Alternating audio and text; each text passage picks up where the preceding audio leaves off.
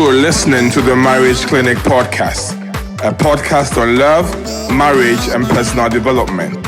Our purpose is to inspire and equip you with knowledge and skills to enable you have lasting and fulfilling relationships. Now your host, Joshua Mulgrew. Hello, good evening once again. You are reaching us straight from Ghana, to be precise, Tamale. I don't know what time it is wherever you are, but could you just put some fire in the chat if you are watching us on YouTube or on Facebook or on Twitter or wherever you are. If you are listening by audio, you can't give us some fire, but at least just wave your hand in the air so we know in spirit that you are with us. But welcome back. This is the Marriage Clinic podcast. Marriage Clinic podcast. And I'm so excited about all that has been going on and all that we are learning, especially since the last 2 episodes have been about being single. So many people are giving us good feedback. So many people are coming into a broader understanding of what it means to be single and what they need to do. And I'm excited for you. So this is the Marriage Clinic podcast. My name is Joshua Mulgrew, and this is a podcast on love, marriage, and personal development. Come on, let's go. Big energy. Let's go. All right. So if you lean in a bit, just lean in towards your phone or your laptop. Today we want to talk about how to transition from being single to married. How to transition from being single to married. So I hear this a lot, okay? Guys, young ladies come to me and they are like, I really want to be married. And how do I transition from being single to being married? Well, first of all, you need to make the decision that I want to get married. Okay? There's a fact about life. As long as you think it can't be done, it won't be done. As long as you think it's not time, it will never be time. But who is ready? Let me even ask that question. Who is ready to get married? When do we say someone is ready to get married? When do we say someone is ready to transition from being single to being married? There are a couple of things off the top of my head that need to be done. First of all, the person needs to be matured enough for marriage. Marriage is not a joke. Okay? Marriage is not a joke. When they say getting married, you are about to commit to spend the rest of your life with somebody. Through the good, through the bad, and there's no turning back. You see, I saw this psychological study that was very interesting. They found out that anytime you take a decision and you have a plan B, plan A fails. So if you're getting into marriage and your whole mentality is, if I get married and I don't like it, I will divorce, then most likely your marriage is going to fail. Those that do it are those who say do or die, not in the literal sense. I'm going to do a podcast soon about when it comes to divorce. That's going to be an interesting one. But let's stay on point. Getting married. The first thing is that you need to decide, have the mindset that I want to get married. You may be a young man living in a 1-bedroom apartment, but you need to look around and just say, you know what? It's time to get married. From the moment you make that decision, then life and things around you begin to align themselves for you to be able to get married. As a lady, you also need to take the decision that I'm ready to settle down. But you need to ask yourself, am I matured enough to get married? Do I have what it takes to get married? Have I learned enough and understood enough what it means to be married, and for that reason I want to get married? So you need to take the decision, but before you take the decision, you need to be sure that you have what it takes to get married. The reason for getting married is not age. Let me pause for that to sink in. We don't decide it's time to get married because of the age we are in. We choose and decide to get married because of the maturity that we have. So let's say you're at the right age, you are matured enough, you have the desire, you want to get married. What do you do next? What do you do next? When it comes to the decision of getting married, it's much easier for men as compared to women. It's easier for a man to say, I want to get married, especially if he has a job and he has accommodation. It's easier for him to make the decision. When a lady is ready to get married, she has to wait. It's rare for a lady to walk up to a man and say, you know what? I'm going to marry you. Pull out a ring, get down on one knee and say, will you marry me? I've seen it.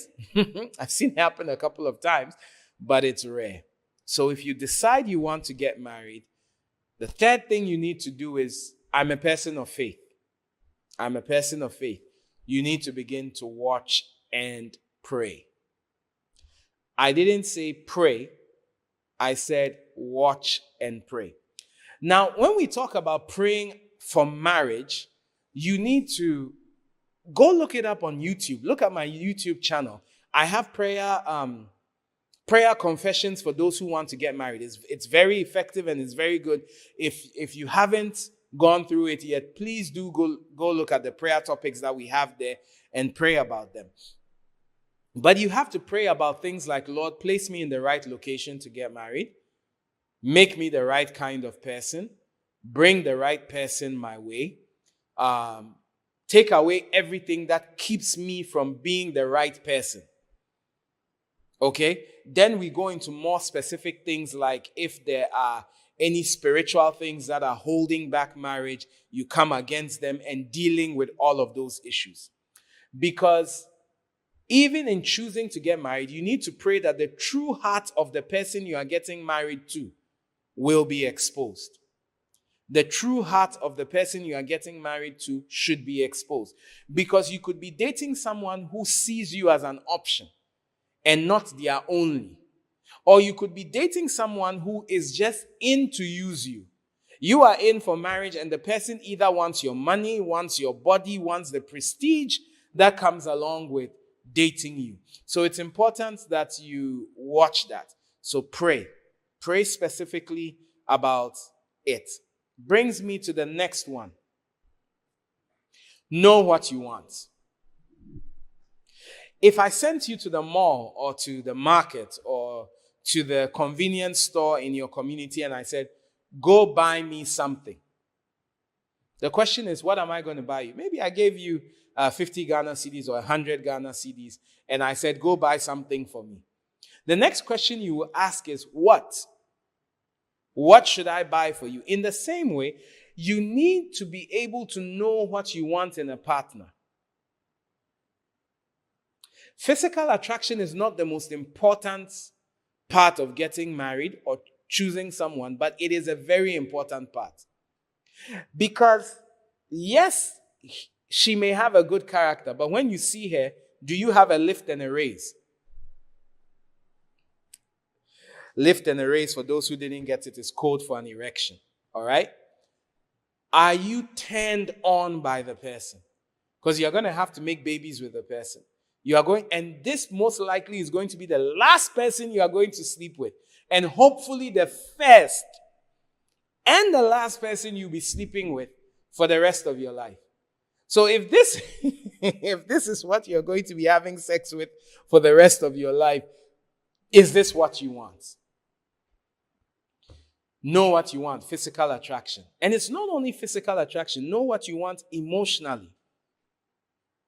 Which kind, last week I told you about go do the temperament test. If you did it, put yes, I did the test. If you didn't, put no, I haven't yet done the test. But you even need to know what kind of temperament goes best with you. Let me give an example. As someone who is predominantly choleric, I would be frustrated if I got married to someone who is a phlegmatic. I would be like, I'll be pulling my hair out, the little hair that's on the head. I would be terribly frustrated marrying someone who is predominantly phlegmatic, because our emotions just don't click. Okay? But someone who is phlegmatic could do well with someone who is a sanguine or someone who is a melancholic. So you need to also know what you are looking for emotionally. Then you need to know what you are looking for culturally. Marriages work best when you marry someone who is as culturally related to you as possible. Let me raise the mic and say some deep things. What I will say may sound a little strange, but if you have to make a choice between two people and one is of the same ethnicity as you are and the other is not, it may be better to marry the person of the same ethnicity. Marriage is full of ironing out your differences to the point where you can coexist. So the more differences you have, the more difficult it is to iron out. Okay? If you grew up in a poor family and you aspire to be wealthy, it is easier to marry someone who is within the same economic class than marrying someone who is so high up there. People do not agree, but I've been doing this for more than a decade, and believe you me, things are easier and settling in when culturally you are more related. So that's another thing you need to, please, I'm not saying you can't marry someone of a different ethnicity, a different tribe, a different economic standing. No, I'm not saying such marriages do not work. I'm just saying that there's more to work out in such relationships. All right? So know what you want. Decide. Probably you come from one particular location and the meal you prefer eating is pap. So you decide you're going to marry someone who is going to be able to prepare pap for you. It may be superficial, but culturally, that's what clicks for you. Okay? Then we come to, so the next thing is that you need to increase your visibility. You can't marry what you can't see. Arranged marriages are more or less a thing of the past now. We hardly see arranged marriages. If you don't increase your visibility as a single person and increasing your visibility the right way, the chances that someone will see you and want to accept your proposal or want to propose to you are lower. And that includes your visibility on social media. That's why you have to curate what you put out on social media. For some of you, based on what you put out on social media, you don't look serious. Pictures of you licking your lips, turning towards the camera, saying, could you get someone like me, thinking you are a movie star. If that is the image you are putting out there, there's only a certain kind of people that will come your way. Remember that the bait you put determines what you trap. I was talking to some leaders recently and I told them, I said, if you want to catch snails, you're going to have to put pineapples. If you want to catch rats, you're going to have to put meat. If you want to catch fish, you're going to have to put worms. You don't put a worm in a mouse trap. So whatever you are selling as your image out there is going to prove the kind of people that are going to come after you. A lady came to me and said, Pastor Josh, it's only married men that come after me. It's because of how you've branded yourself. So your visibility counts. If you don't like the kind of people that are proposing to you as a lady, change what you are putting out there. And if you don't like the kind of ladies that are saying yes to your proposals, change what you are putting out there. You are a young man, you say you want a serious lady you can build your empire with, but yet you are walking with your trousers nearly at your knees and you keep saying, hey, what's up, baby? How are you going to get a serious girl with the what's up, baby? Visibility. Improve your packaging. This is under visibility. Get involved in good social events. If you go to the club looking for ladies, you can only marry a club girl. If you go to a reading club, you're going to get a different kind of girl.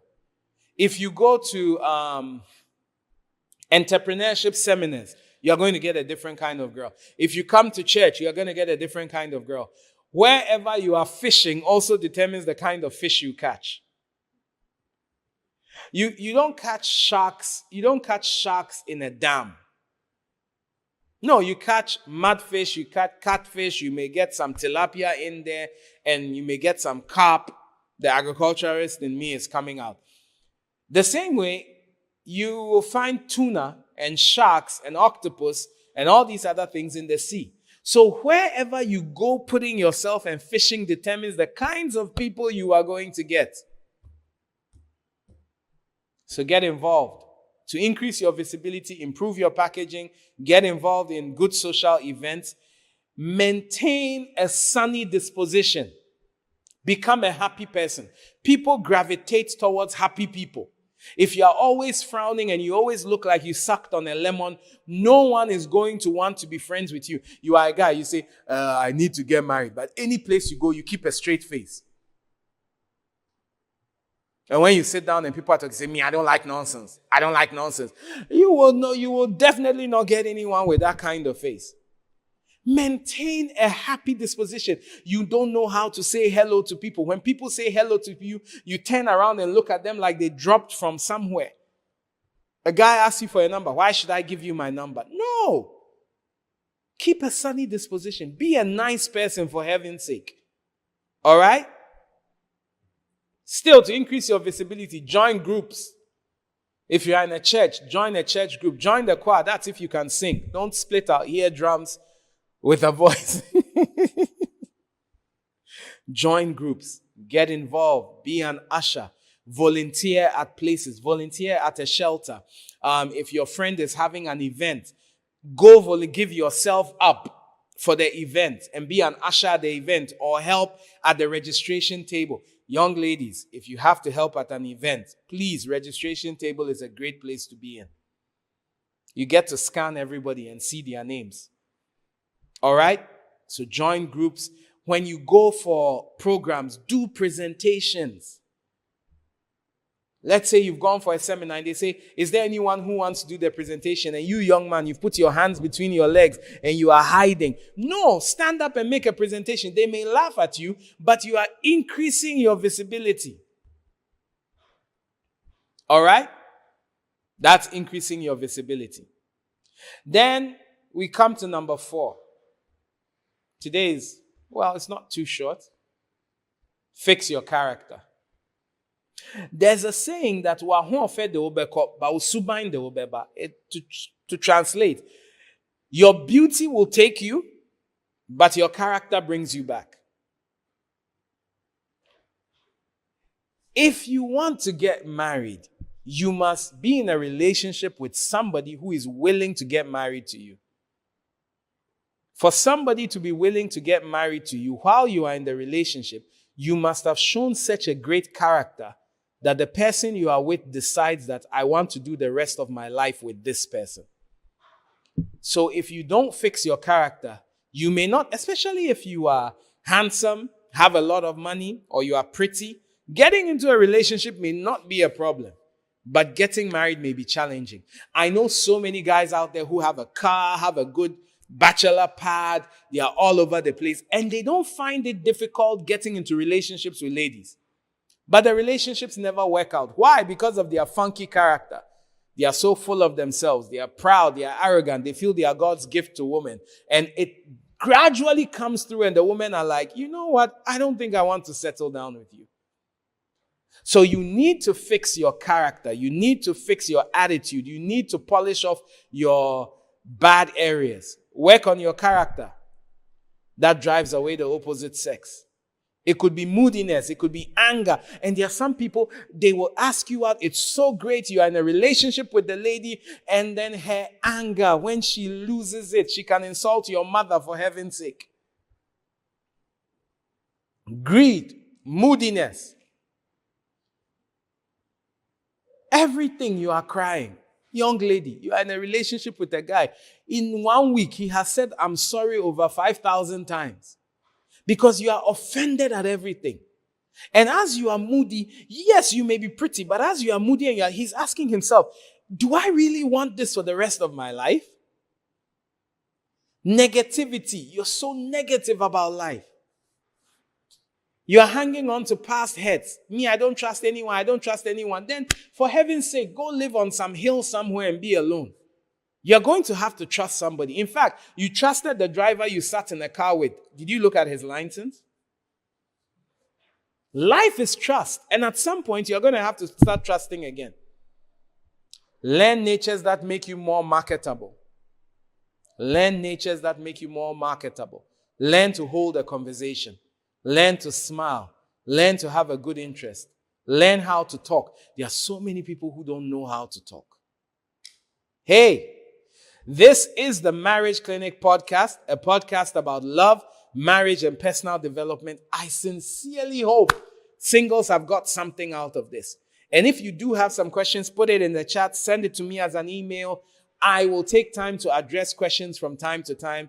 It's been great spending time with you. Marriage Clinic Podcast, share it with someone who needs it. And believe you me, this is going to be amazing. Take good care of yourself. Shalom. Bye-bye.